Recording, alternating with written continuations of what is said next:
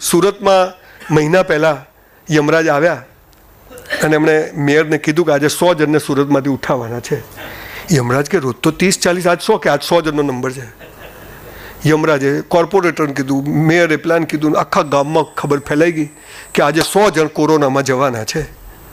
4 truck ભરીને આવ્યા છે. 4 ટ્રક લઈને યમરાજ આવ્યા છે. સાંજ પડી 6 વાગે કામરેજ હાઈવે પર તો 4 ટ્રકમાં 400 જણા. તો પેલા મેયર કે યાર આ તો ચીટિંગ કહેવાય. કે કેમ? કે તમે 100નું કીધું 400, કે લેવાના હતા 100 જ, આ 300 તો ડરીને મરી ગયા છે. એ કામ નહોતું. કે કેન્સરની દવા અમેરિકામાં શોધાઈ, એક રૂમમાં 50, બીજા રૂમમાં 50. આ રૂમમાં દવા આપીને એમ કહેવામાં આવ્યું કે આ કેન્સરની છેલ્લી દવા છે, આનાથી તમને સારું થઈ ગયું તો થઈ ગયું, નહીંતર હરી ઈચ્છા. બીજા રૂમમાં એમ કીધું કે આ કેન્સરની 100%ની દવા છે, આ લઈ લેજો, 30 દિવસમાં કેન્સર ગાયબ. રીડર ડાયજેસ્ટમાં આવેલી સત્ય ઘટના કહું છું. અમેરિકાનો દુનિયાભરમાંથી કેસ ભેગા કરેલા. નવાઈની વાત એ છે કે એક મહિના પછી જે પેલો પહેલો રૂમ હતો જે એમ કીધું કે આનાથી થાય તો થાય, નહીં તો કંઈ નહીં, ત્યાં 50% રિકવરી હતી. અને આ રૂમની અંદર 90% રિકવરી હતી. જે એમ કહ્યું કે આ દવા છે ને આનાથી મટી જ જશે. અને સૌથી મહત્વની વાત હવે કરું, એ બંને રૂમમાં જે દવા આપી હતી એ દવા જ નથી, સાદી પેરાસિટામોલ હતી. Your mind react. તમને ખબર છે, તમને અહીંયા લોહી આવે ને, તમે ટાંકા ના લો ને તો બી એ લોહી બંધ થઈ જાય. હું તમને સત્ય ઘટનાઓ મારા જીવનની કહું છું. વિલ પાવર, ડર એ અજ્ઞાનતા છે, બીજું કશું નથી. ઉમ્મીદ 2021 ઈશ્વર તમારા સૌની પૂરી કરશે, પણ કાઉન્સમાં આ બધી ચીજો કરશો તો જે કરશો તે બેસ્ટ કરશો. મા બાપની વેલ્યુ કરશો, જોઈન્ટ ફેમિલીની વેલ્યુ કરશો. કશું ખરાબ નથી. કોઈ કહે છે કે નોનવેજ ખાવું જોઈએ, કોઈ કે ના ખાવું જોઈએ. જે કહે છે કે ન ખાવું જોઈએ એ બી સાચો છે, અને જે કે ખાવું જોઈએ એ બી સાચો છે. એક માણસ રામનું નામ મસ્ત લઈને મસ્ત રહે છે, એક સિગરેટ પીને મસ્ત રહે છે. બેમાં ફરક શું છે? મૂળ તો મસ્ત જ રહેવાનું છે. તમારે ચોઈસ કરવાની છે. એટલે લોકોના સર્ટિફિકેટ પર જીવશો નહીં, લોકો શું કહેશે જીવશો નહીં.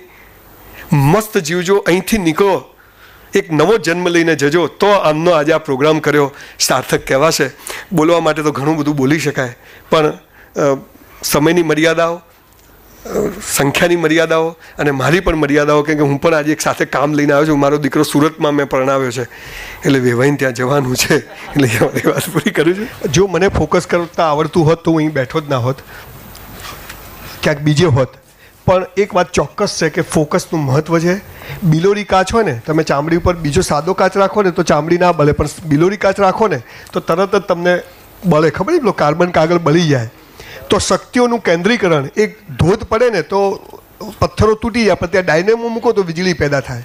તમે જ્યારે તમારી શક્તિનું, એટલે આપણા સનાતન ધર્મમાં ધ્યાનનું મહત્ત્વ છે, અને ધ્યાનનું એ જ મહત્ત્વ છે. અને એની શરૂઆત ત્યાંથી કરજો સાહેબ. 110% એનું મહત્ત્વ છે.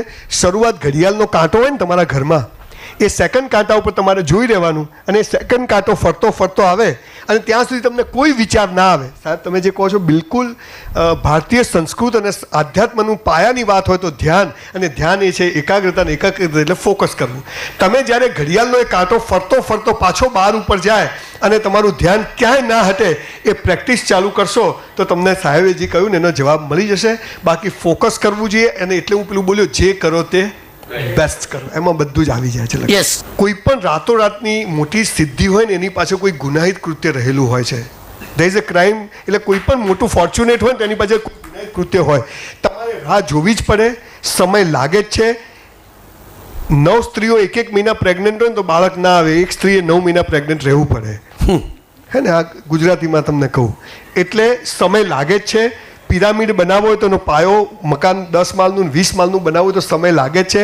પણ જે લોકો રાતોરાત, અને એના માટે પોલિટિક્સમાં જવું પડે, જો રાતોરાત ફાર્મ હાઉસ ચેનો બધું જોઈતું હોય તો, અને તો જ બધું છે. બાકી તો દુનિયામાં એવો કોઈ શોર્ટકટ નથી કે જ્યાંથી બધું. એટલે તમે જેને મેળવવાનું કહો છો, પણ તમે આજે એ માની લો કે મને જે મળ્યું છે એ મુકેશભાઈ અંબાણી જેટલું જ છે, અને હું મહેનત ચાલુ રાખીશ. આનાથી વધારે સારો જવાબ મને બીજો કોઈ આવડતો નથી. You have to take patience, you must have patience, that's all. સૌથી પહેલી વાત કરું તો ફેમિલી બિઝનેસ એ સૌથી મહત્ત્વની વાત છે, અને સફળતાનો પાયો છે. જો આપણા બાપ દાદાનો બિઝનેસ હોય, પણ એને નવા ફોર્મેટમાં તમે કરી શકો. કારણ કે મારા બાપુજી દરજી કામ કરતા તો હું નથી કરતો, પણ મેં ગાર્મેન્ટ સ્ટોર કર્યો. તો જેમ કે ઝેડ બ્લુ છે અમદાવાદમાં એક શોરૂમ છે, તે લોકો પહેલાં દરજી કામ કરતા હતા, પછી એમાંથી બે ભાઈઓએ આખું એને જુદી ડિઝાઇનિંગ કર્યું ને એમાંથી પછી ફાઇબર બધું જાતનું ચાલુ કર્યું.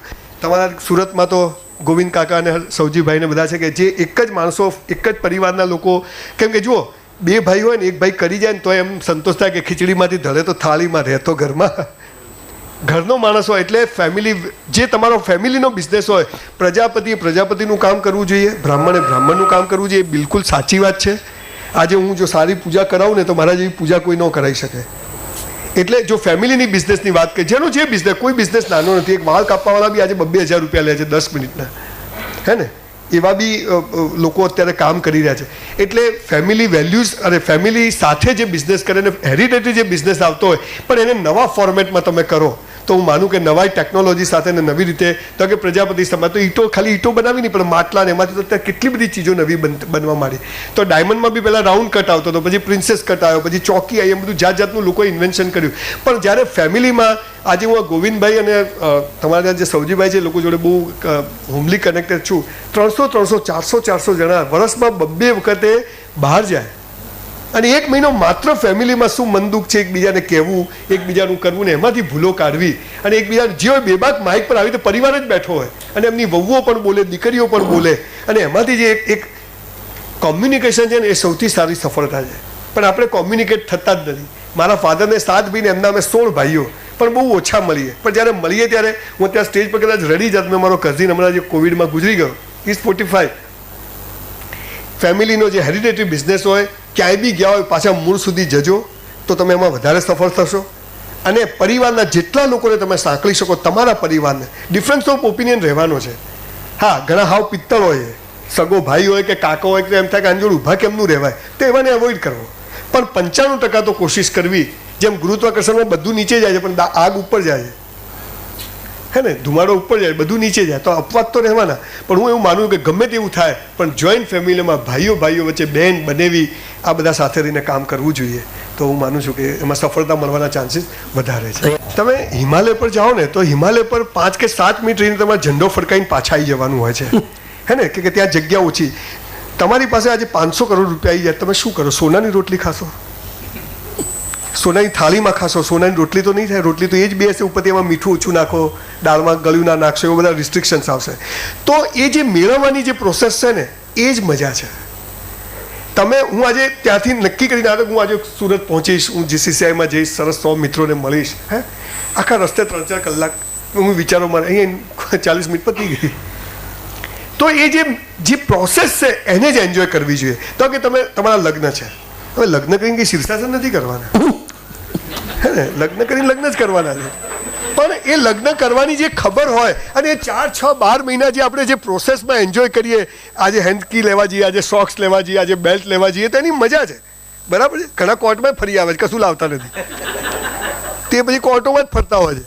સો હું એવું ચોક્કસ માનું છું, એક તમે આજે કોલેજ 18-20 વર્ષ થયા અને હવે આપણે જોબ ધંધામાં આવીશું. જે બકવાસ એજ્યુકેશન સિસ્ટમમાં આપણે આપણી જિંદગીના 18-20 વર્ષ નાખીએ છીએ, એની ફળશ્રુતિ શું છે? કશું નથી. અને એટલે આપણે પેલી પ્રોસેસ એન્જોય નથી કરી, એટલે ફળશ્રુતિ નથી.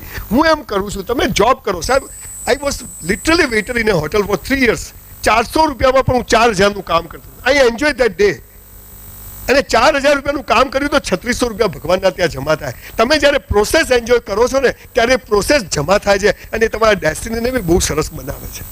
એટલે નસીબ છે ને, નસીબની વ્યાખ્યા આપું, જ્યારે તમે બધું જ બેસ્ટ કરો ને, એન્જોય પ્રોસેસ કરો ને, અને પછી જે થાય ને, દેટ ઇઝ કોલ્ડ લક.